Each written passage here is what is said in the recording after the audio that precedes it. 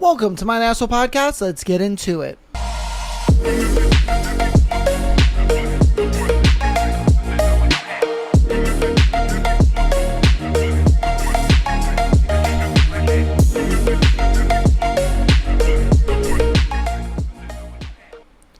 Welcome to my Asshole Podcast. Today is Thursday. It is a good Thursday episode, and I know why you guys are here. I know why you guys are here, you little dirty bastards. I know you guys are excited to get into Haunting the Hunter, chapters 23 and 24. I know what you're here for, and don't worry. Your book talk daddy is here to deal you the good stuff. Don't worry. We'll be getting into that today, but you know what we have before we get into our book is we have our thread, and our thread is pretty interesting today. It is, what's the fastest way a date made you lose interest? Alright, so let's see. What's the fastest way a date made you lose interest? Kept bringing up his ex. Factual. I've had this happen so many times in dating. You know what I mean? And I don't get it. I've gotten to a point where I just kind of take it as like, all right, cool, you're just not interested. But there's a lot of times where, like, I don't know. They get nervous and don't know what to talk about. And then the first thing you go to is talking about your ex and why you have trauma and why you have, why you're bad to be in a relationship. I just don't get it. I really don't get it, if I'm being real with you. I just don't. It's one of those things where, like, why even bring them up? Why do they even exist? Why are they alive in your conscious? I don't know. I really don't. I've never gone on a date and mentioned anything about an ex, even if it's like tied to it. You know what I mean? I will sit there and be like, oh yeah, me and an old friend, we used to do that. Like, I don't know. I see it a lot more in women than I do in men. A lot of times if it is a guy doing it, that motherfucker clearly ain't over her. But with girls, I know it's like a hit or miss. It's like sometimes they're not over the dude, or sometimes they just don't know what to say, so they just start blabbing, and the first thing that comes out is their ex, and I just don't get that. Again, I've gone on countless dates dealing with that type of situation. I've had guys ask me, hey, what do you do when a girl brings up her ex, and honestly, I say you grill her. I always tell them, I'm like, you grill her ass. You say, hey, why are you bringing up your ex?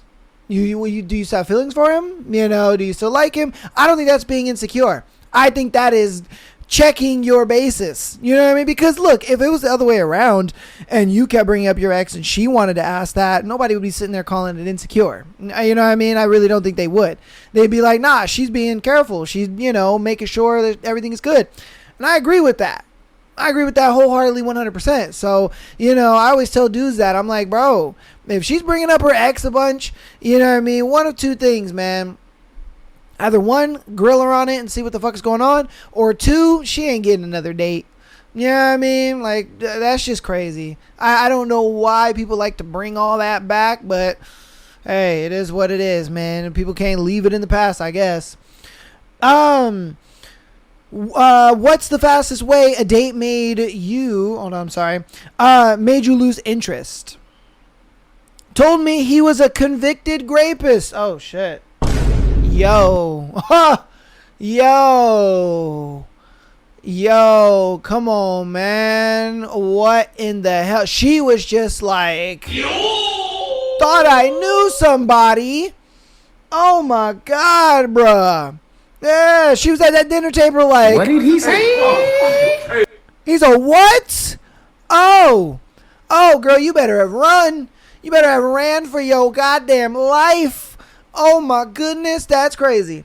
Honestly, it's so wild, like the people that like you meet nowadays, you know what I mean? It's just like, I get it, everybody has a past and everybody has, their story and all this and that, but it just seems like more often than not nowadays, you do run into the extreme cases of people, you know what I mean, more than you do anything else. And it's kind of crazy to me. It's kind of because it is one of those, like, you never know who you're really talking to. You know what I mean? Because look, before you could hide it, You know what I mean? Before you could hide it because the internet wasn't really that much of a connected place. It wasn't what it is now. It wasn't as like information rich that it is now. So, you know, you could hide a lot of shit. Yeah, you could Google somebody all you want, or you can look them up on Facebook all you want, but they could still hide a lot of shit about themselves. Nowadays, though, everything is out there. Everything is out there. And that's why for me, I choose to just be straight honest. Like I told myself, if I'm going to put myself online as a online personality, if you will, I'm going to be 100p honest about everything. You know what I mean? Where it's like, if people, you know, want to be a hater of me or whatever, and they sit there and they try to say something about me, I'm just like, sorry, I beat you to the mark on that. You know what I mean? People already know that about me. Oh, sorry, I already beat you to the mark. Like, people already know. And so that, in that way, it's like, for one, it can't be used against me. And then two, it's like, you can't expose me of anything. You know what I mean? Like, sure, they could try to lie about it, but it's like, the OGs, you know, you guys know that, like, you're like, shut up, man. That ain't true. You know what I mean? And then it's also another reason why I kind of live stream the way that I do. I try to stay connected to the community as much as I do. That way, it's like, when you guys talk to me or you have questions about that, you know, I'm the same guy on and off camera. You know what I mean? But yeah, dude, that is just crazy, though. That is crazy how it's just like, you think you know somebody. You know what I mean? I'm surprised she didn't put her FBI cap on. He was probably tall. You know? That honestly, whenever things like this happen to girls, I'm just like, yeah, he was tall. You know what I mean? Like, come on, bro. This man was probably like 6'1", 6'2". You know what I mean? Maybe a little taller than that. And you was just like, ooh, okay. All right, I like this. And then I guarantee you, even when he was like, yeah, you know, yeah, the worst thing about me is I'm a convicted rapist, and she was just like, I mean, like, stop the cap. No, you're not. You're lying. You're totally joking. Like, what are you talking about? And he was like, no, I am. She's like, oh, but I mean, it wasn't it. I truly believe, like, look, even in the face of the worst shit, sometimes, you know, women, if they're attracted to the guy enough, and how do I know this? There's a Netflix documentary about it. It's called My Worst Ex. Go watch it. Go watch that documentary, bro, and you'll see exactly what I'm talking about. Where these dudes will go to jail, they grape girls, they beat on them, they do all this stuff, and the girl still stays with him. Why? Because he's attractive. And I'm just like, bruh, what? Hey, I'm telling you, don't take my word for it, okay? Don't take my word for it that girls do this shit. Go watch it. Go watch for yourself. Netflix made a whole documentary about it. Crazy work, bro. Crazy work. Okay, what's the fastest way a date made you lose interest? The first date was fun. We went mini golfing. He was a little too casual in grooming and clothes, and I had dressed super cute. I had sort of hoped he was checking to see if a real person showed up who he liked before he put in the effort. Despite that, had a nice time and scheduled a second date. The second date was even less effort on his half. I just wanted to pluck some nose hairs the whole time. Went to a local water park because I had some tickets, and he was super handsy all day to the point where I was getting pretty uncomfortable. I don't know if it was the environment full of bathing suits and skin that set him off or what, because he'd been a gentleman online, and the first day, fortunately, couldn't really ditch him at the amusement park, so I stuck it out with rapidly growing icks. Had it been a restaurant or something, I would have found an excuse to leave. Yeah, I mean, what I've noticed about guys is they don't really look in the mirror at themselves a lot. You know, like they're like, I'm a victim of this too. I won't lie to you, okay? I'm a victim of this too. Sometimes I'll be walking out the house looking straight busted, and I see a cute girl, and I'm like, oh, yeah, I want to go talk to her. And then I'm like, whoa, hold on. Remember how you look right now. You know what I mean? Like, remember how you look right now. Your hair look crazy. Your beard look crazy. You know what I mean? The only thing you got going for you is you brushed your teeth and you put on some decent clothes. Like, bro, you know what I mean? Like, you got no business walking up to this girl. Yeah, and I think a lot of guys forget that. You know, they look at a girl and they're like, damn, she's really pretty. And they don't take a second to kind of think about their appearance. You know what I mean? Now, for a first date, I always kind of give the advice of just like dress down. The reason being is because, look, if I'm being honest with you, a lot of women are flaky. Okay? A lot of women are flaky. And I look at it like, bro, you know, I understand that first impressions are a big thing, but I would hate for you to get like so dressed up and she doesn't show up. You know what I mean? And it just kind of kills your mood. I'd rather a guy just kind of dress down a little bit. And if she shows up, cool. You know what I mean? Let your personality and like who you are shine a little more. So that way she can be like, he didn't really dress out. But, you know, he was nice. He was sweet. The conversation was good. All that good stuff. And then in the second date, dress out. Do your thing. And that's what I mean. I always tell guys like on the first date, don't dress out all crazy because, again, a lot of girls are really flaky. You know what I mean? You set up a date, they seem so excited about it, and then all of a sudden their cat exploded in the microwave, and we're just like, yo, what's going on here? So, again, it happens. I hate when guys tell me they like, I put all this effort into the, going out on this date and dressing nice and this and that, blah, blah, blah, and she didn't show, or she flaked on me last minute, and you know what I mean? So that's why I tell guys, I'm like, dress down, dress simple, you know what I mean? Where it's just like, it is what it is. Cool. I didn't put a lot of, what's it called? Effort into my appearance anyway, you know what I mean? And so that's why I say about that. But the second date is kind of where you show off, because that's what I do. Whenever I go out on a first date, I dress down, you know what I mean? Jeans and a t-shirt kind of thing. Like, I'm not going to give you my best outfit and my best look. I'm not going to do all that because I don't know if you're coming on this date. If you show up, then great, and I'll let my personality in the conversation, and I'll let, the vibes, I guess, if you will. I'll let that kind of be the catalyst that pushes the date forward. You know what I mean? If we go on a second one, then yeah, let's do it. Let's dress up. You know what I mean? Let's dress to the nines. I'll look, spiff. That way on the second date, she's like, oh, wow. Okay. He can dress out. First date, he showed me a little personality. I like that. And now, he's showing me a little more.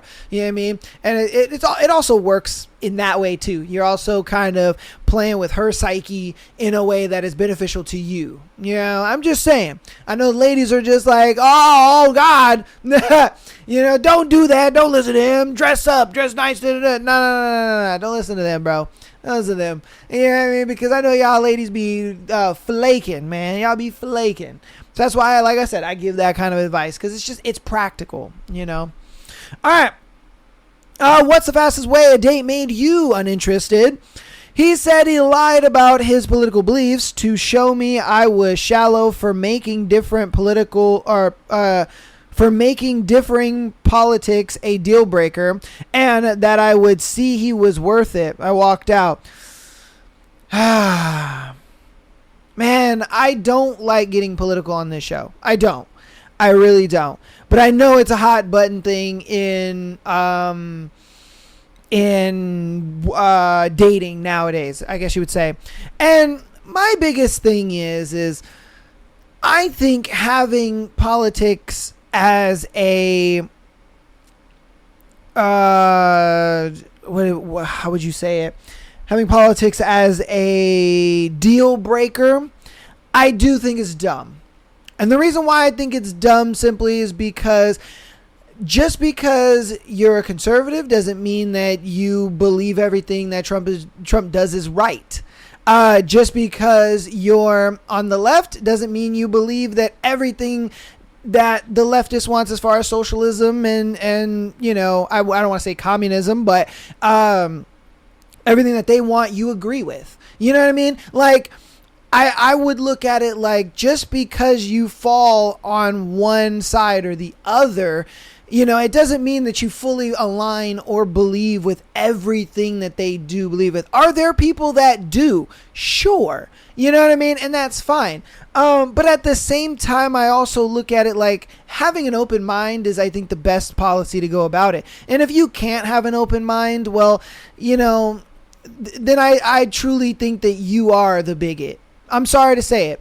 If you're a closed-minded person on stuff like that, then I truly do think you are the bigot. I will sit down across the table on a date with somebody that I don't align politically with, and I will listen to them. I'll have a completely open-minded conversation with them. Oh, why is it that you believe the way that you believe? What made you believe that? Oh, this is what I believe, and this is what made me believe that. You know what I mean? And again, if you can't have an open-minded conversation, then that's fine. But I think those are the people who are the true bigots, if I'm being honest with you. Sorry to say it. Because it's like you can have difference of point of views. That's what's great about, this country. And I think not enough people are willing to have conversations with people that they don't agree with. You know what I mean? Look, I understand they're like, oh, that's fine. I can have a conversation with them, but I don't want to date them. But it's like, if everything else aligns with that person and it's just politics, it's like, do you really want to let something that insignificant, let's be real, stop you from, being with somebody that could be a great partner for you? Yeah, I don't know. I don't see that being a reason. I just don't. I could date a woman who sees differently politically than I, and as long as she's the type of girl that fits, what I am looking for in a partner, I look at it like, hey, that's cool. You know what I mean? Because I look at it like, yeah, well, hey, if that's what you believe, babe, that's what you believe. That's fine. You know what I mean? That's cool with me. I don't mind that. I just think we have gotten into this weird thing of relationships where people won't date each other unless they align in everything.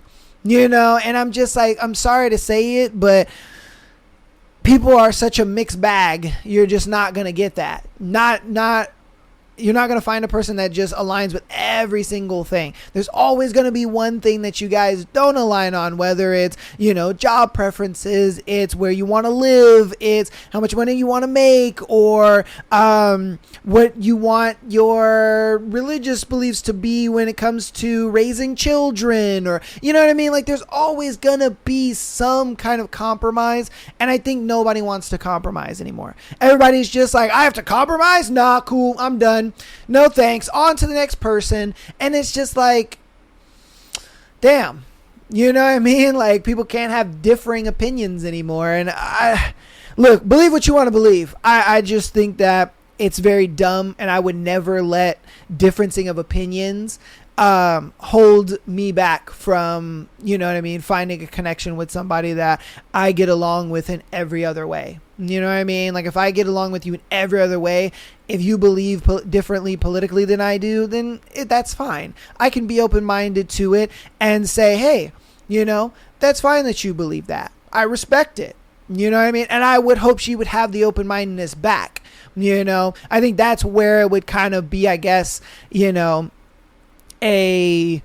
want to say deal breaker, but that's where it would kind of be a conversation for me. I'd say, hey, look, you know what I mean? What makes it to where you don't want to be open-minded towards, my ideas and thoughts, as to where I'm open-minded to your ideas and thoughts? You know what I mean? I don't know. Food for thought. But again, I see this a lot, and I just look at it like, bro, you're not going to find all of that perfectly lined up, and I think dating apps is the reason for that.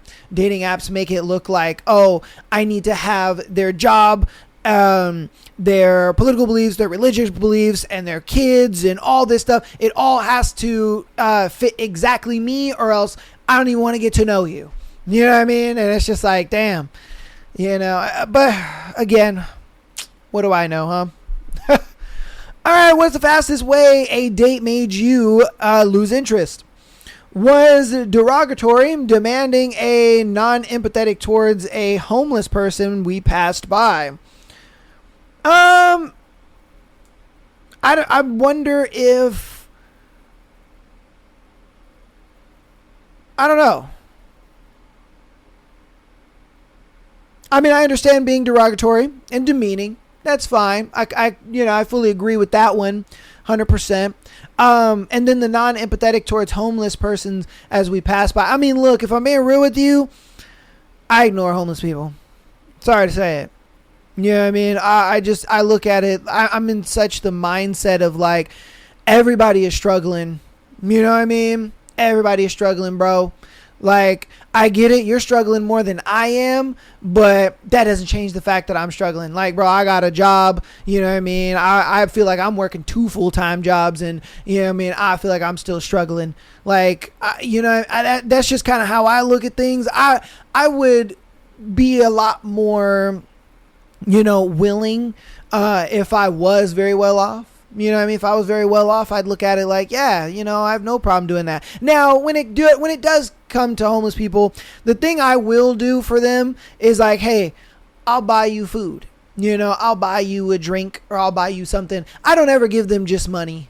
I'll never just give you money. You know what I mean? If you're out front of the McDonald's, hey man, you want a burger? I'll buy you a burger. You know what I mean? Or, oh, hey, you want a snack in the fucking what's it called? Convenience store? I could do that. You know what I mean? But a lot of times they want money, and I'm like, nah, you ain't getting money, bro. I'll buy you something, but I ain't gonna give you money. You know what I mean? Because again, it's one of those things where it's just like, I'm not a stranger to doing good deeds, but at the same time, it's like, I also look at the reality of it, and I'm like, bro, even I'm struggling in this economy, bro. Like, you know what I mean? Like, I ain't got much to just be giving out like that. Again, you can sit there and, have your differing opinions. That's fine. But again, I just look at it like, we're struggling enough, bruh, and we got jobs. You know what I mean? So I don't know. I don't think giving people anything is just in the cards right now. That's just how I feel about it. And if a girl wanted to break up with me for that, I'd be like, that's cool. You know what I mean? That's cool and dandy, bro. You know what I mean? Sorry to say it, but I don't know. You guys let me know. I want to know. Okay. Let's see. Here we go. What's the fastest way a date made you uninterested? They vetoed all your plans, but don't have any plans of their own. That is ridiculous. This is why, like, as a guy making plans and dates and shit like that, this is something where you don't give her the option. You just tell her, hey, we're doing this. We're doing it at this time. And, do you want me to pick you up or do you want to meet?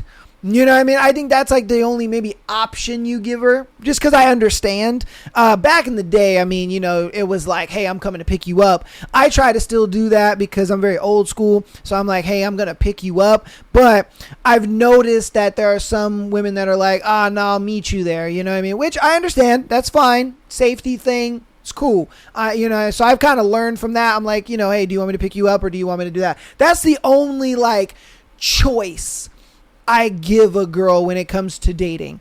I look at it like, as I think women want it that way anyway. They look at it like, bro, I don't want to have to think about anything. I want you to tell me where we're going and what time this date is happening. You know what I mean? Yeah. And then I think, as far as if you're asking her a question involving like her safety and stuff like that, I think she's more than willing to answer because she understands that. She's like, okay, and I think that gives you more brownie points anyway, because she's like, whoa, he's thinking about my safety. You know what I mean? I'm just saying, it's like, if you do that, I know if for a couple of girls that's kind of giving me, I guess you'd say brownie points, if you will. Yeah, just because I've taken it a step further to be able to do that. But yeah. I just, you run into this problem when you give the girl options. When you're just like, hey, so, do you want to do this or do you want to do that? Oh, what do you want to do? Nah, man. Nah, you tell her, hey, we're doing this at this time. Do you want me to pick you up or do you want to meet there? And that's it. You keep it to that.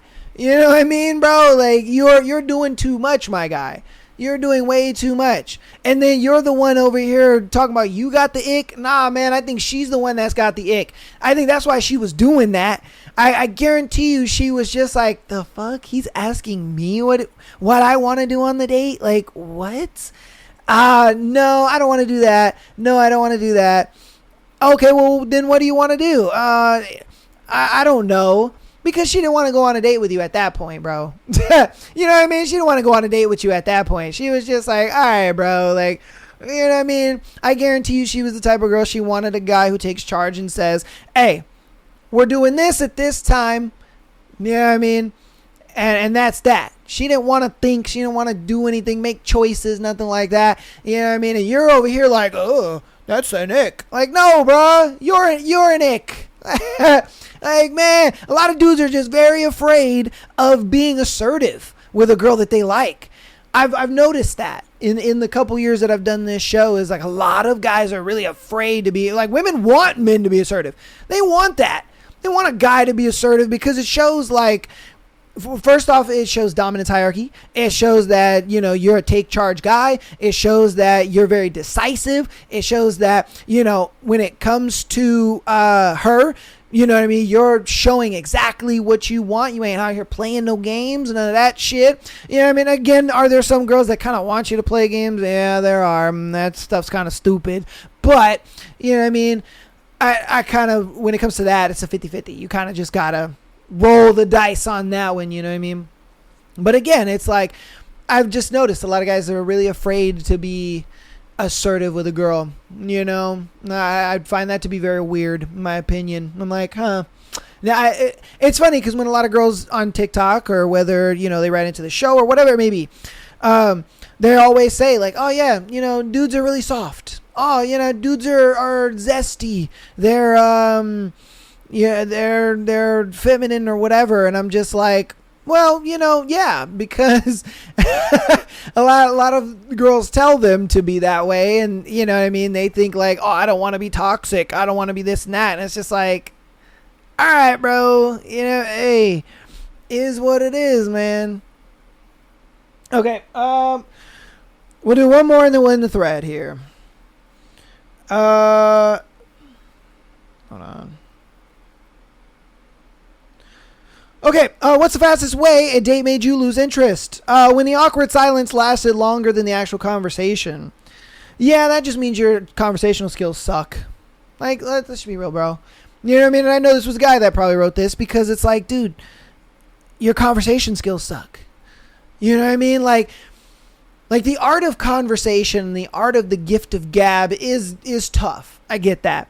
But in order to date women, you really have to have it. You got to be able to string things together and, you know, connect conversations, bring things back because you kind of were remembering what she was saying, where you guys were talking about a topic, and then you can jump from that topic to another topic, and then you remember what she said about another topic, and you tie it back. Oh, yeah, you know, that is true because I remember you said this and that, and they're like, oh, shit, because for them, they're like, he was listening. You know what I mean? And it's like, you got to... I think what it is a lot of times, guys that have awkward silence is they didn't listen to anything you were saying. You know what I mean? And the fact that they didn't listen to anything that you were saying goes to tell you that they literally were kind of hoping that you were just going to carry the conversation. And it's like, brother in Christ, what are you doing? No, you need to listen, take the information in, and then apply the information to continue the conversation. You know what I mean? A little pro tip for the ladies out there. If you're talking to a guy, if he asks you a question, and let's say he's like, oh, you know, so what do you like about your job? And you're like, oh, I like X, Y, and Z about my job because it gives me this and that and blah, blah, and so on and so forth. And he says nothing, and it's an awkward silence. He didn't listen to a goddamn thing that came out of your mouth. Not a goddamn thing. He didn't hear shit. You literally sounded like wah wah womp womp wah womp womp wah womp womp wah wah womp womp wah womp womp wah womp womp. That is how you sounded to him. You know what I mean? I'm just, hey, don't shoot the messenger. I'm just saying that's just what it is, bro. If a guy asks you a question and you answer the question and you give, you know, good conversation, stuff like that, and he does, it turns out to be awkward silence after that, he didn't listen to shit you said, bro. Not a goddamn thing. A guy that'll actually be like, oh my God, that's interesting. So you said that, you know, you like this about it. Or what made that come about? Like, how did you do that? Da-da-da. Because that tells you a guy is listening to you. That he actually listened to what you were saying. He can actually articulate himself in a way where it's conducive to a conversation continuing. But if you have a lot of awkward silence on dates, then yeah, that means two things. Your conversation skills suck and you're not listening enough. It's just what it comes down to, bro. Very simple things, man. Very simple things. But that's going to go ahead and be the end of that thread. Hope you guys enjoyed the thread. I know it was a little like, a little... we talked and touched on some subjects, but you know what I mean? I get you guys may disagree with, you know what I mean, my approach on things, and that's fine. I'm not saying my approach is the only approach. I'm just saying that, I just think as long as conversation is happening and people are talking about uncomfortable things, I think the world and people in general can, get along more. That's just how I see it. You know what I mean? Being an open-minded person is the telltale sign of a person with high IQ intelligence, because the more closed-minded you are, the less you learn. You know what I mean? Because I always have one good saying, and I abide by it through everything that I do in life, and that is, you are never too big for a piece of information. Meaning a lot of people will hear something and they'll be like, oh man, I don't need to hear this. Oh man, that it's not important to my life. Oh man, no, I don't believe in that, so I'm not going to apply it. And it's like, when you take in all kinds of information from all different perspectives, from all different walks of life and people, then you start to have an understanding of people outside your echo chamber or outside of what you believe. And it just makes you a smarter person. It really does. Why? Because you're able to understand, articulate, and see different points of views. And that's how I see things. I think people are far too closed-minded, and that's what is really holding people back in a lot of things. Not just dating, but just a lot of things in life in general. But I'm going to go ahead and shut up. We're going to get on into our book. All right. Again, we're going to hop to announcements super duper quick, and then we'll get right into the book. So patreon.com/MyLasshole podcast. Get an exclusive episode every single month, as well as our free Patreon Day episode. Audio listeners, thank you guys for all the support. I love you guys and appreciate you very, very much. Keep downloading the episodes, rating us 5 stars on your preferred platform, as well as subscribing to us on YouTube. Follow us on TikTok and Instagram. All of that is a big help. I love you guys, and I really, really do appreciate every support that you guys decide to give. Without further ado, though, let's get right on into the book. Chapter 23. Alabaster. Jack runs to Callie, his chest heaving, fear and concern etched on his face as he approaches. He cups her cheeks and looks her over, running his thumbs over her face. I feel the rage bubble up in me as he speaks. "Are you hurt? You scared the shit out of me, Cal," he says, his eyes not leaving her. "Jack." She pushes his hands away, shaking her head. I see him look over at Cade and drop his arms. Cade looks over both of their faces. "What the fuck is this?" Callie winces at Cade's sharp tone. "It's nothing." She tries to brush it off, but Cade isn't stupid. He sees her reaction. Big Brother has put the pieces together. He storms over to Jack and shoves him against the front door with a loud thud. Oh, this is going to be fun. "Is there something going on with you two?" he says, clearly holding back his rage. "Nothing, I swear." Jack speaks, but Cade interrupts him. "I know you well enough to know when you're fucking lying, Jack. What the fuck is going on with you two?" Cade's voice is low, measured. "I'm telling the truth. We are just friends." "You don't look at your fucking friends like that," Cade says with a growl, his voice louder now. "Fuck, will you two stop? Jack and I had a thing years ago when we first met, but nothing is going on now, Cade. We are just friends." Probably not the best thing to say, my dear. Cade turns toward Jack, swinging an uppercut to his jaw. Jack immediately falls to the floor, rubbing his face. "Are you fucking kidding me, Cade? What the hell?" Jack screams. "That's the least you deserve." The look in his eyes screams betrayal. "How far did it go?" Cade says, looking down at Jack. Jack rubs his bloody nose, not responding. How far? We were both kids, and it was a long time ago, Cade. Can we please not get into this right now? Callie tries to speak up, but Cade cuts her off. And by the look on his face, she all but answered his question. After all these years, I've trusted you with her to keep Callie safe, and you went behind my back? Jack stands, back against the door. That's all I've ever tried to do. I swear to God, I never... You are the closest thing I have to a friend. How fucking could you? And to hide it from me for years. I could forgive you if I thought you actually loved her, but I fucking know you. I do love her, Jack says, pausing. Cade's eyes widen. I can feel Callie's shock from his confession. I thought it was pretty obvious by how he looks at her.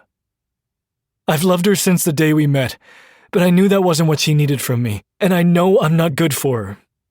He drops his head. I'm sorry. The look of disgust on Cade's face says more than words ever could. Anger, resentment, sadness. I almost feel sorry for the guy. But I gotta say, watching him lay out that little shit was more satisfying than I thought it would be. Maybe I won't have to kill him after all. Cade, Callie says, reaching out. Don't.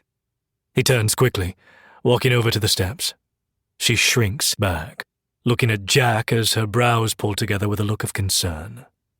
I can feel her mind reeling, attempting to find the right words where there are none. Cade turns, looking both of them over with a cold expression, before walking down the steps and disappearing behind the house. Callie walks up to the door, not meeting Jack's eyes. please excuse me.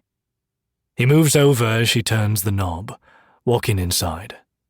Karma runs up to her, rubbing herself on Callie's ankles. Reaching down, she cradles the cat in her arms and walks upstairs and into her room. Rule number 1, you don't sleep with your best friend's little sister. I'm just sorry I didn't get to hit him myself. She sighs. He's right.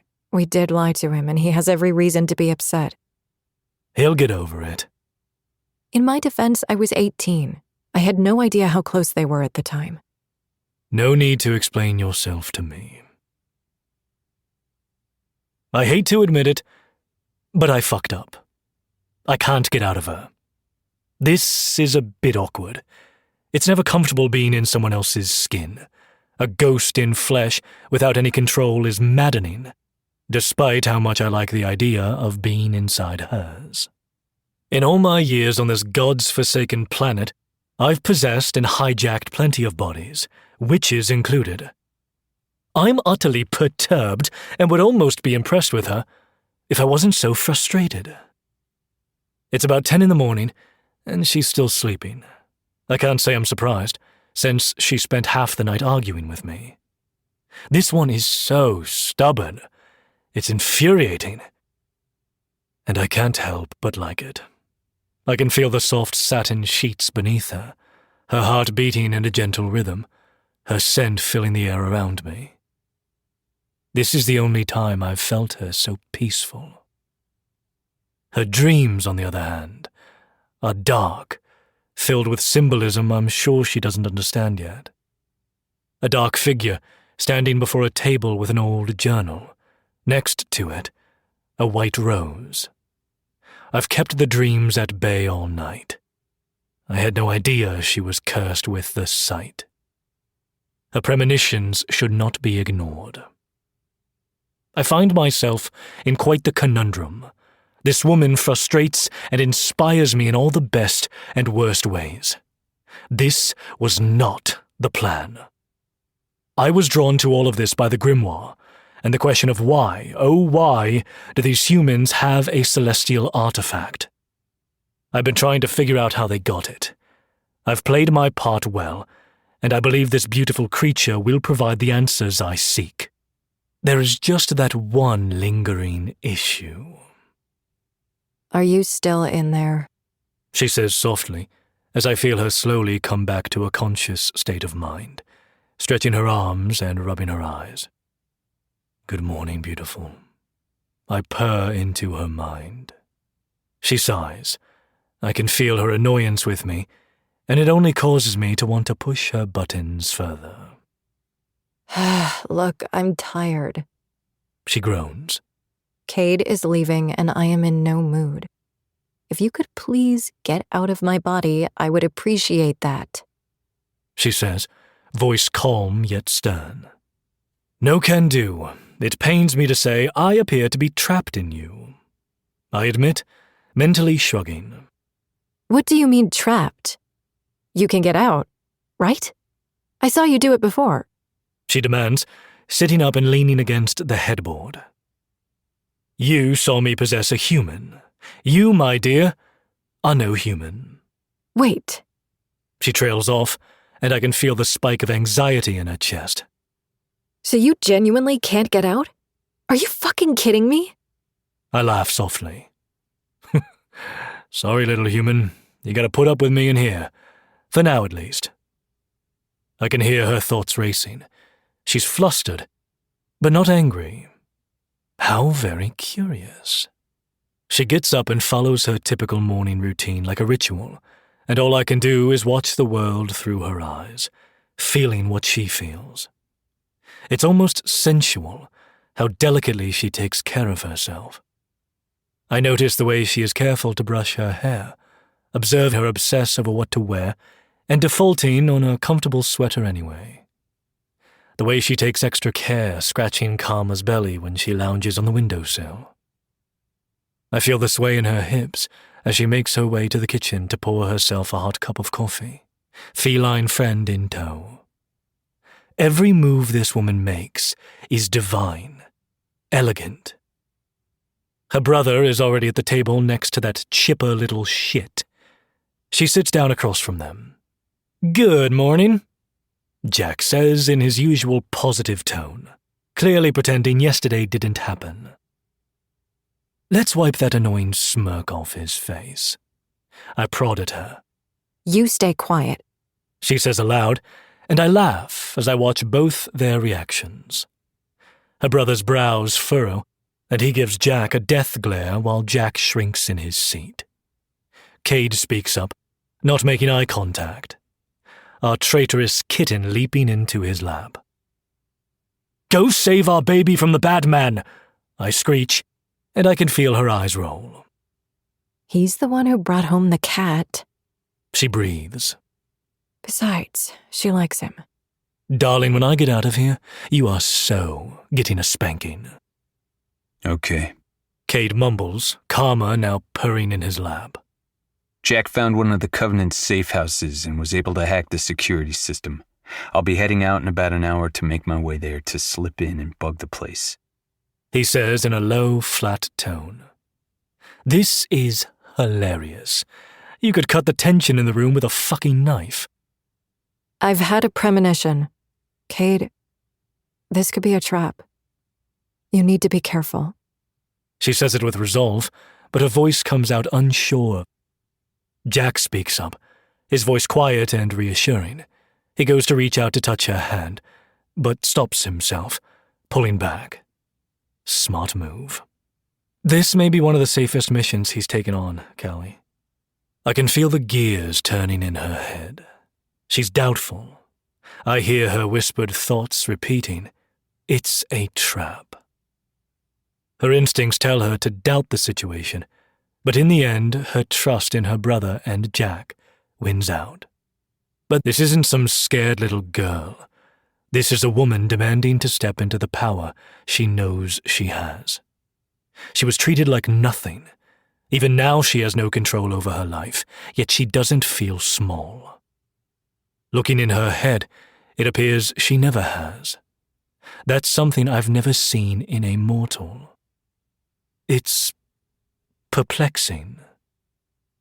She sighs. Okay. Who's the target?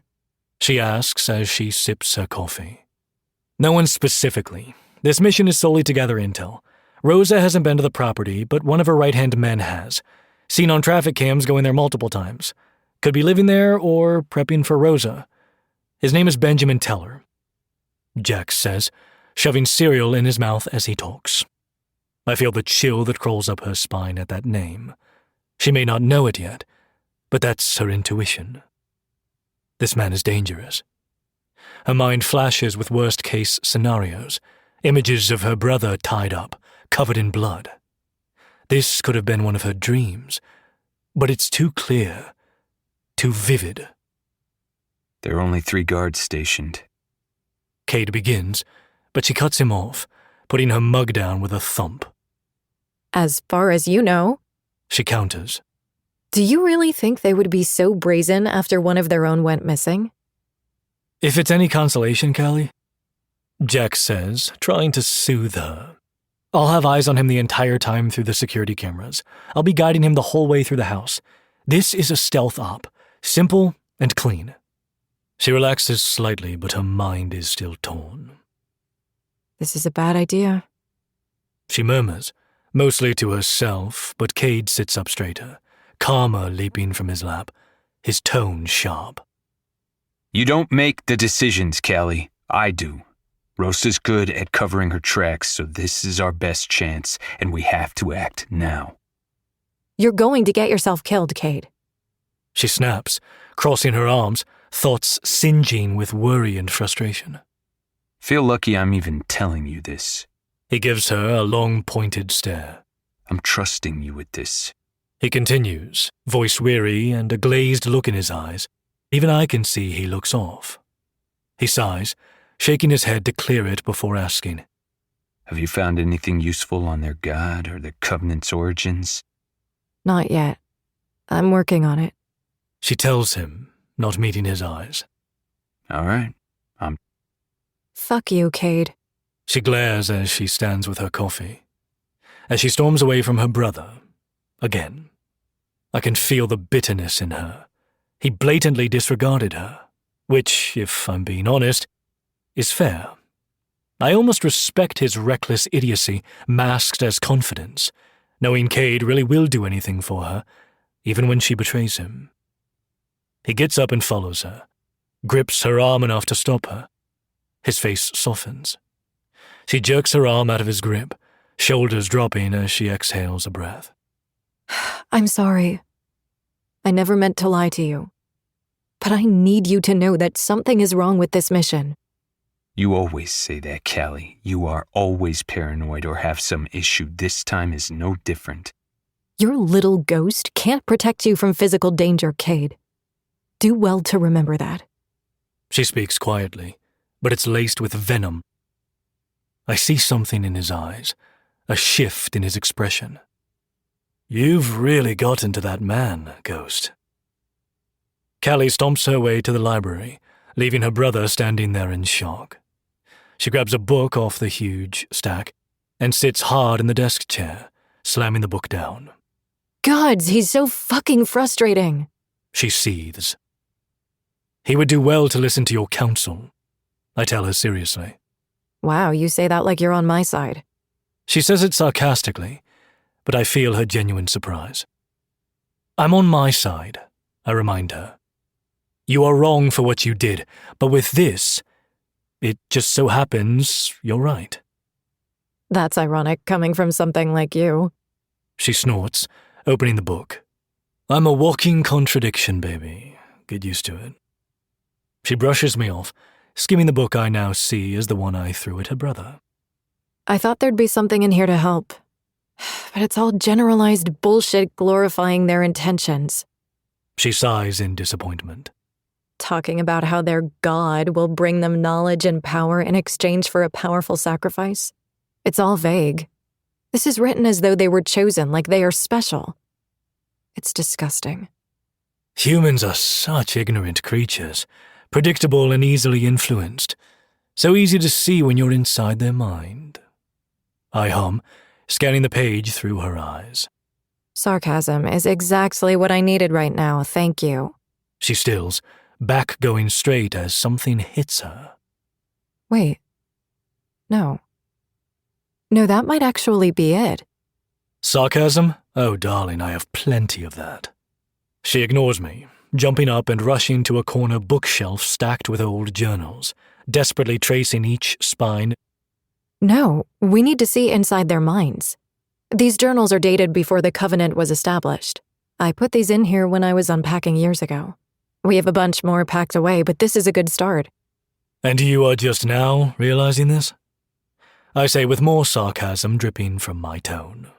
I never had a reason to learn about their history. She defends. I had the grimoire, so I focused on learning about my magic rather than the people who want me dead.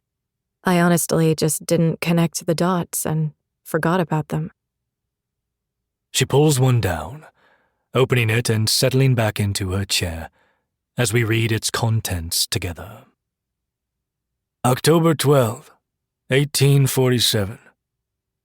I write this in haste and against my better judgment, for even now I feel its influence pressing upon me like the weight of sin before confession. The thing we unearthed beneath the chapel ruins was not written by the hand of man.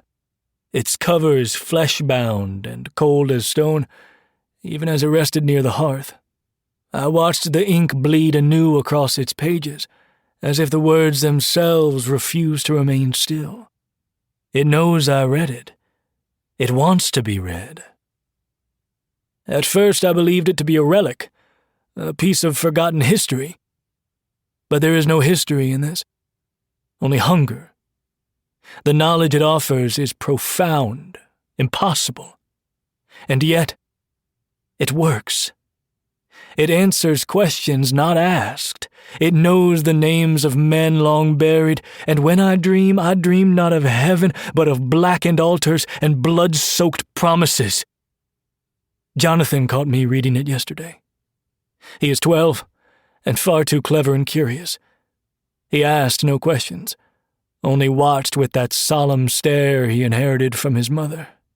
I closed the book, told him it was not for his eyes, and still, when I returned from town, I found him hunched over its pages, turning them with a reverence that chilled me. I took it from his hands. He did not protest. He smiled. I have locked it away, but locks are a fool's comfort. I fear I have already failed in shielding him. He is drawn to it like kindling to flame, and the book, in turn, responds to him. The symbols shift more readily when he is near.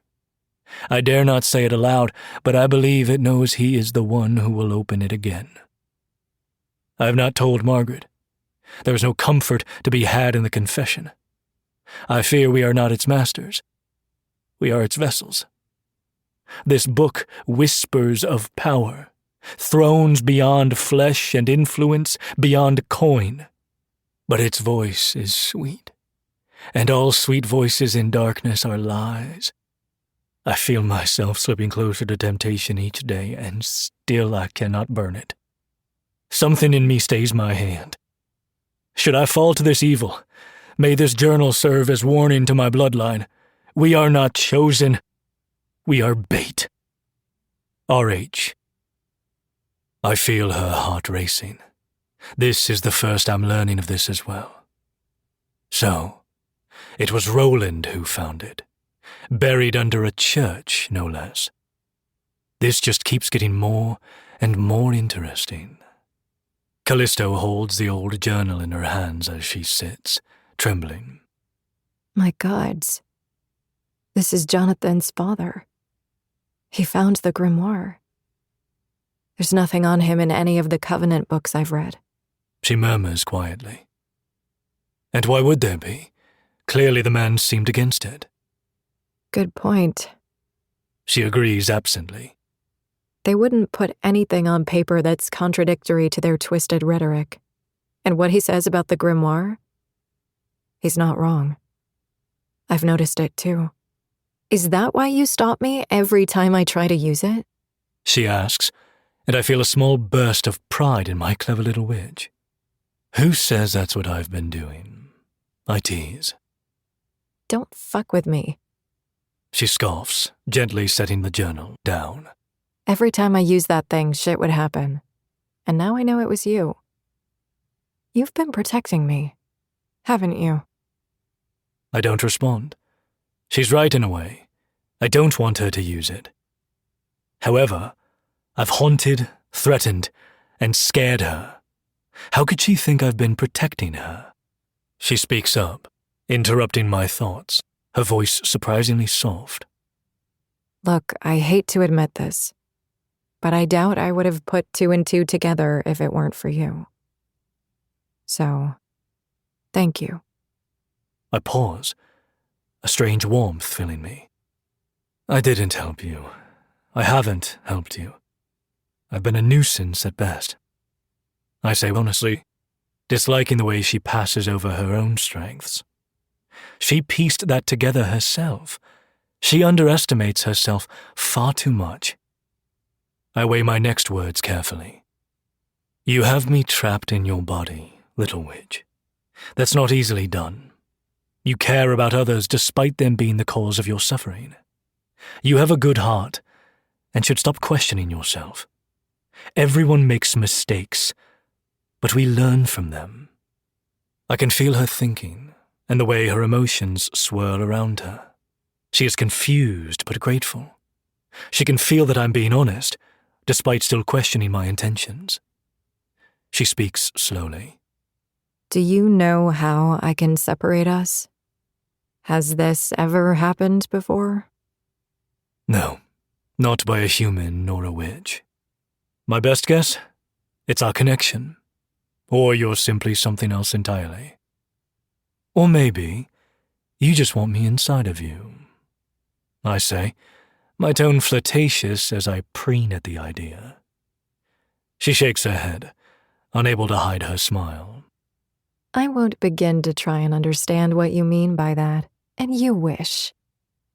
Do you have any useful ideas? Fear is a good motivator. I say nonchalantly, mentally licking my lips at the idea.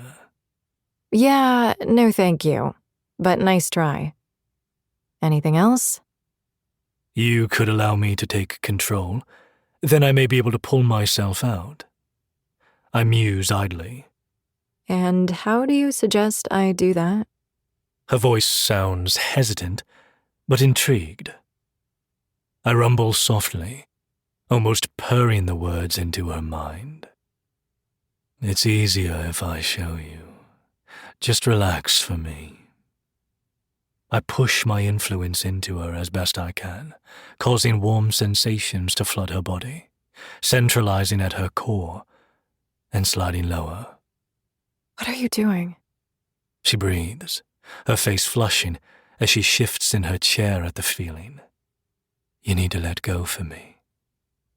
I whisper the words softly to her, dragging my consciousness along her own. Her mind spirals, and I feel her giving in.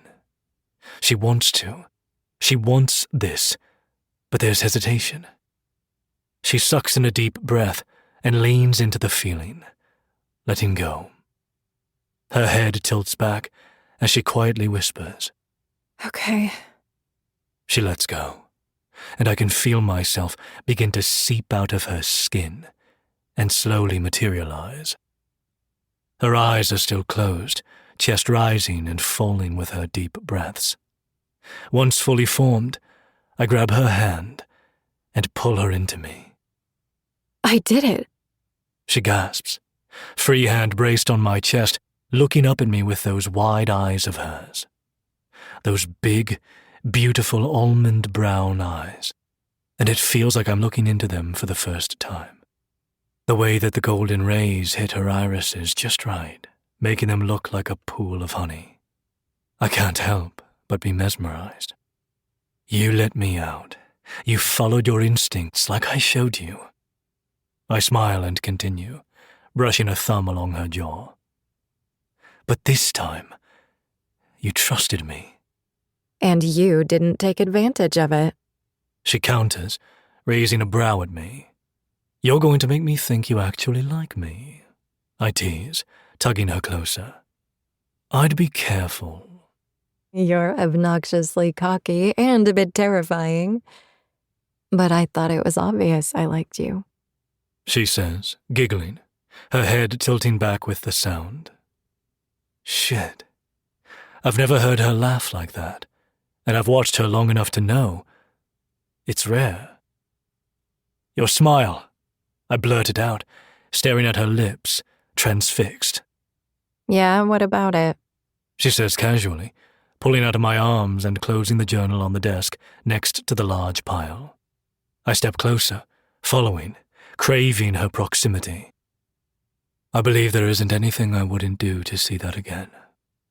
I admit, and she smiles again, stealing my breath. I want to live in that smile, in those dark brown eyes. I have to admit, I've wanted her, in every way, but I didn't know why. But helping her come into herself, seeing what she can do.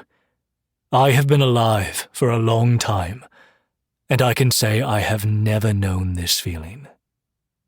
She was afraid, but she didn't fight me. She wanted it. Her vulnerability, her sensitivity, her stubbornness, and her fire. There may be a million women like her, but they're not her. And she is mine. And I want to be hers.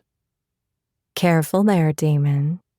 She teases, turning to face me, blissfully unaware of the obsessive thought process I am having. Wouldn't want to fall for me. But there is no doubt left in my mind. I pull her back into my chest and take her lips in a deep kiss, gently brushing her hair behind her ear. She looks up at me in surprise and pulls away. I give her a gentle smile and gaze into her dark eyes, saying my damning truth. It's far too late for that, Callisto. Chapter 24. Callisto. I can't get his words out of my head. Alabaster. He got to me. He really got to me. His words stick in my brain like caramel, sticky and sweet. So wrong, but I feel myself leaning into them. I'm already afraid that whatever game he's playing is working. Hey, girl, I say when Karma walks over, weaving between my legs. I can't cuddle right now. I scoop her up, being sure to give her an extra scratch before carefully placing her back down. I hold the bag of runes carefully in my hands as I sit cross-legged on the floor of my room. I reach in, mixing them before I cast them on the ground before me, my question clear in my mind. Is Cade in danger? 3 runes stare back. Hagalaz, Turazaz, Issa. Something unexpected will happen. Maybe an ambush. He's going to be trapped. Isolated. My breath catches. Fuck. I feel Alabaster's presence behind me before I hear him. And what do we have here, little witch? He purrs in that silky way of his, leaning over my shoulder. Cade is walking into a trap, I say softly, worry clear in my voice. These are far too vague. He hums, eyeing the runes. This could also mean an internal struggle. I huff, my eyes still locked on the runes. I don't like this. I'm going to talk to Jack. I get to my feet in turn, only to see Alabaster fade into my shadow on the ground. He's been hiding out in my shadow since this morning when he kissed me, giving me the illusion of privacy. At this point, I honestly don't care. His energy, though overwhelming, is a welcome buffer for my anxiety. I hurry to Jack's office. I can hear him talking to Cade through the door and pause before knocking. Can I come in? I call, wringing my hands nervously. I hear his muffled voice on the other side of the door, tone low and ominous. Enter, if you dare. I walk in with a raised eyebrow. He swivels his chair toward me slowly, a shit-eating grin on his face. I roll my eyes at him. How is he? I ask, calmly, but the worry is clear in my voice. He just left, Callie. He sighs, rubbing his eyes. We can't do this all night, you know. Okay. How are you? I ask him, almost afraid of his answer. It's Halloween. Why don't you get out of the house? There's a festival downtown. Go. He shoos his fingers at me, grinning again. Wow, I shake my head, walking further into the room. Deflection and trying to get rid of me? Nice, Jack. But I'm not going anywhere. I stand my ground, hands on hips. When I notice my shadow vibrating, something shifts from it moving too fast for my eyes to process. It's not that, Callie. He sighs. I just think there's nothing either of us can do at this rate. I see no proof that this is a setup. I get that you're worried. I really do. But it does nothing for you right now. Go. Meet people. Have some fun for once. His voice has softened, eyes pleading with me. You want me to ignore my instincts? I cross my arms over my chest and he groans. No, I'm just suggesting that nothing you say is going to make him turn around. I'll do everything I can to make sure he's safe on my end. Just trust him, like he trusted you. Jack still has no idea Cade believes now. But he's right. Cade gave me the benefit of the doubt in the only way he knew how. And while I don't like this, trying to convince him out of it is useless. I gave him the pendulum. He still wears it every day. All I can do is pray it's enough. Before I'm able to respond, the landline rings. Jack's eyes bolt to me, concern flashing in them as he picks up the phone, a muffled voice speaking on the other end. Who is this? He asks, voice tinged with suspicion and confusion. More muffled speech. Jack makes a few unreadable expressions, then hands me the phone. It's the guy from the corner store. He wants to know if you'll go with him to the festival, he says, wiggling his brows up and down in mock flirtation. I take the phone and press it to my ear hesitantly. I'm taking you out, pretty girl. Get your ass ready. Alabaster's smooth voice purrs through the receiver. I try to hide my face, my eyes widening. Sorry, I'm kind of busy Jack swipes the phone from my hand and answers for me, standing to hold it above my head. She'd love to. Pick her up at 6. I smack the back of his head when he hangs up, grinning at me. Oops, he giggles, rubbing at his head. Guess you have a date. I motion like I'm going to punch him in the arm, and he flinches. I barely stop myself. This is a terrible idea. But maybe Jack is right. You'll call me if anything gets fucky. Got that? I warn, pointing a finger at him, my eyes narrowed. Yes, ma'am. He crows with a smile and a salute, victory written all over his face. I groan and stomp out like a child, and his laugh echoes behind me as I slam the door. But deep down, I feel relieved. I wasn't given a choice. My stomach flutters at the thought of being out for the night with my demon. Almost like something normal, if that's even possible for us. I open my closet, staring at my clothes in thought. Alabaster nowhere in sight. I pull out a black dress that stops mid-thigh and some tights, closing my eyes and trying to picture a costume idea. Maybe I can tape some black paper to a headband and dress up as Karma. I move to toss the dress on my bed and freeze. There's a small black box that definitely wasn't there before. I sit down on the edge of the bed, unwrapping the intricate ribbon with care. It looks expensive. Inside is a black lace mask with cat-like eye holes and pointed tips. It's exactly what I would have chosen. I grin to myself and jump up to finish getting ready.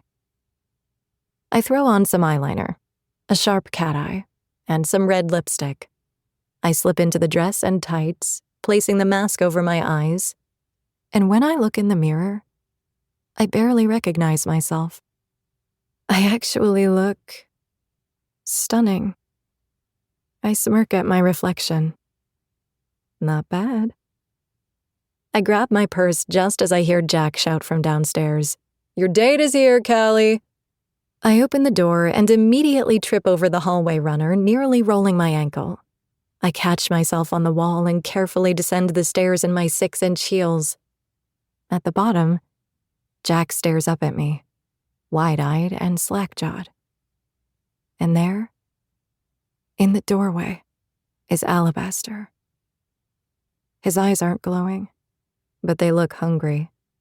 He fills the doorframe with his massive body, horns in full view, wearing black jeans and a fitted V-neck. My breath catches. Damn. I reach the bottom step and Jack clears his throat. You guys look fucking amazing.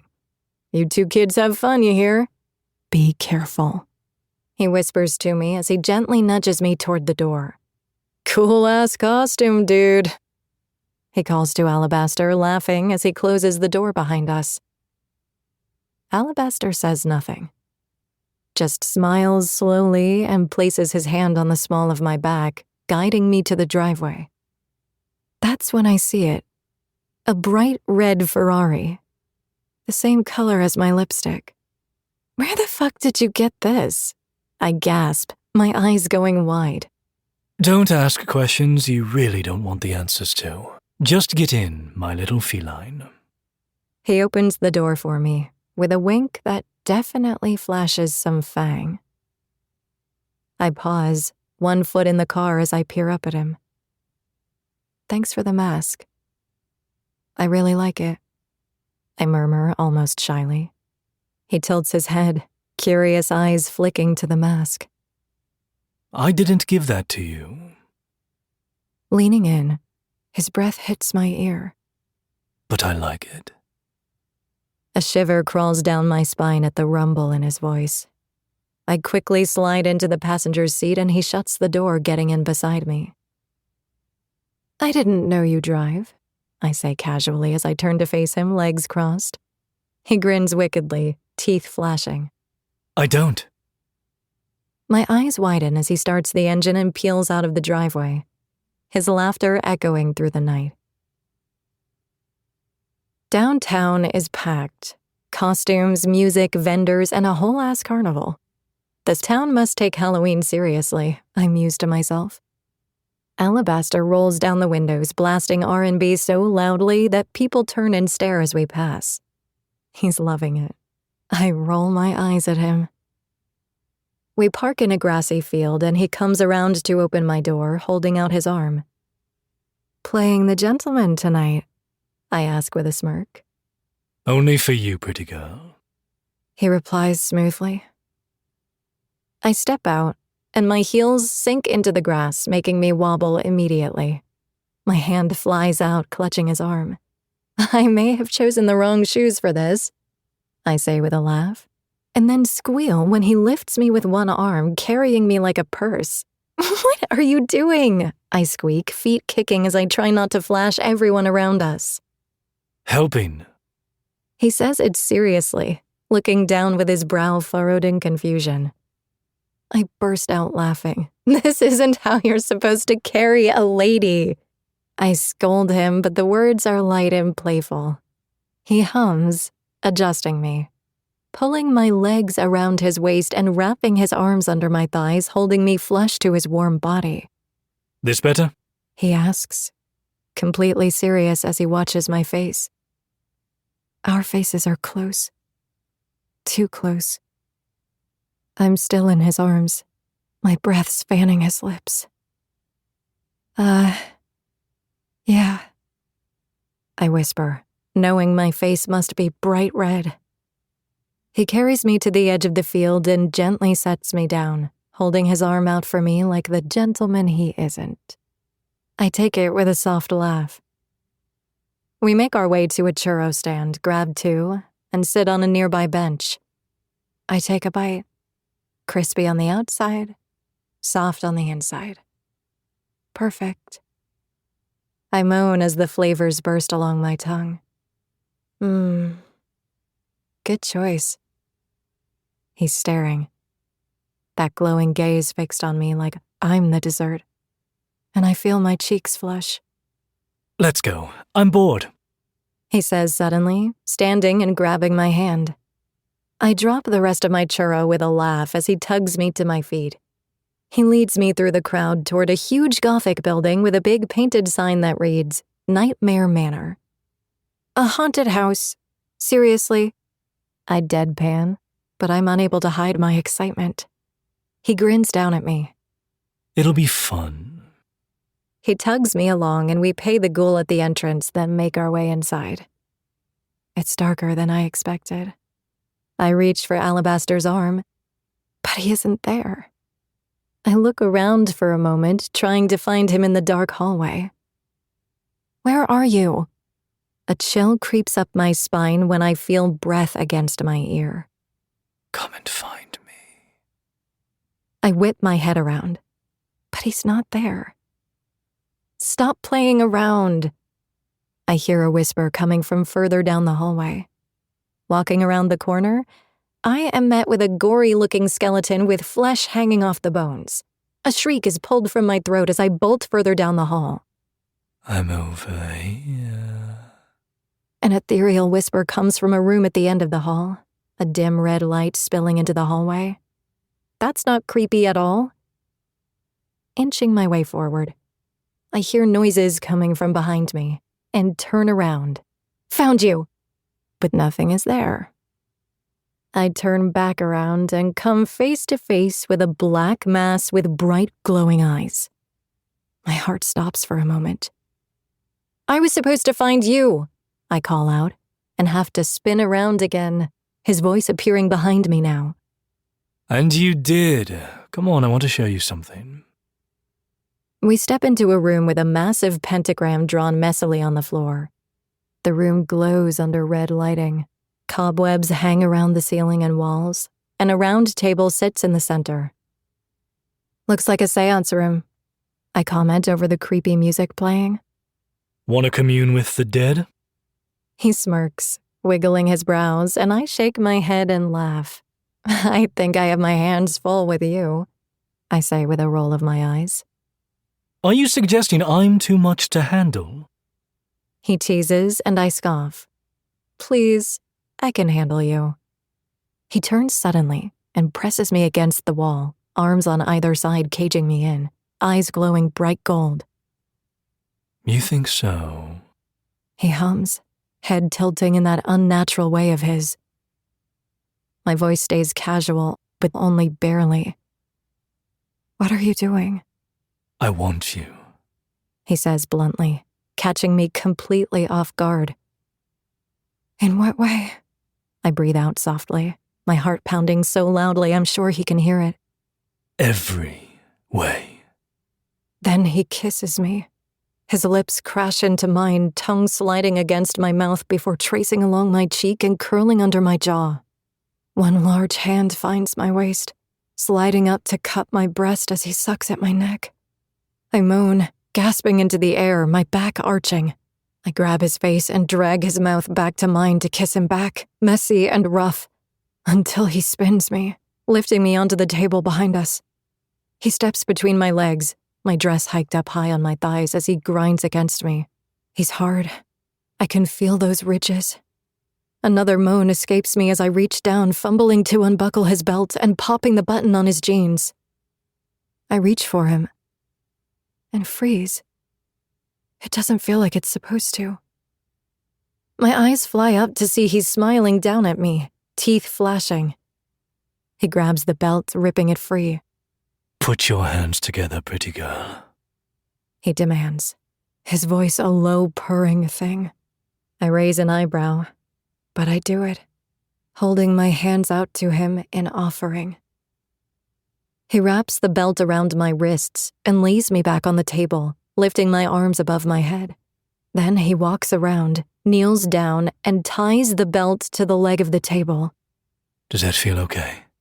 He asks, voice low and serious. And I blink slowly in surprise. I nod slowly, breath catching as I watch him, waiting. He returns to me, placing his hands on my knees and slowly pushing them apart. My body reacts before I can think, my thighs falling open for him. Kiss me, I whisper, my voice a plea. He leans over me, his mouth devouring mine, My hips arch up, desperate for friction, and he tangles a hand in my hair, pulling tight as I feel him reach into his jeans and free himself. He bites my lip gently as his other hand trails under my dress, shoving it up further. He slides my panties aside and presses his fingers against me, and I jolt at the contact, whining. Fuck, you're soaked. He growls against my lips, fingers circling my clit, and I cry out, pushing into them, my hands curling against the belt. He pulls his fingers away, and I make a sound of denial at the loss. He lines himself up, rubbing the thick head against me. My breath shudders. Fuck. He's huge. The ridges catch, and I whimper. Tell me you want me. His voice is rough with desire. I gasp, lost in the moment, trying to arch my hips for more. He teases me, just the tip pressing in. I want to hear you say it, Callisto. He says my name like a purr, and my body trembles. I want you. I breathe, meeting his eyes, so he can see the truth in my own. His face darkens as he thrusts, filling me slowly, inch by inch. The ridges stretch me further than anything I've ever taken, one at a time. I moan loudly, the sound echoing throughout the room. He pulls at my hair, using it to arch my neck before sinking his teeth into the soft flesh. He thrusts deep and slow, until I can take all of him to the hilt. He moans. The sound not low like I would expect. It comes out high, almost a whimper into my ear as he pushes fully inside of me. It sets my body on fire. Rub my clit, please, I beg, squirming under him.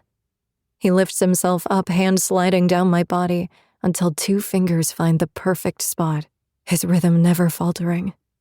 His cock fills me so completely, every ridge dragging against my walls. Fuck, I'm coming. Don't stop, please, I plead, my voice a trembling mess as my thighs shake.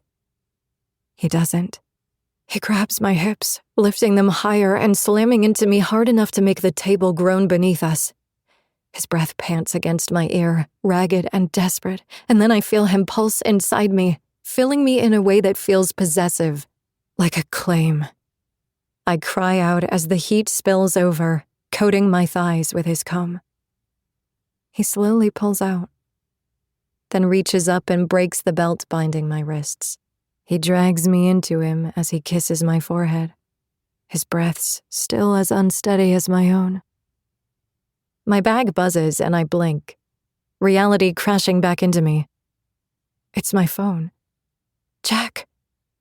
My stomach sinks with a feeling of dread as I fumble for it, answering, my words shaky. Hello? His voice is low and clipped with worry. You need to get home. Now.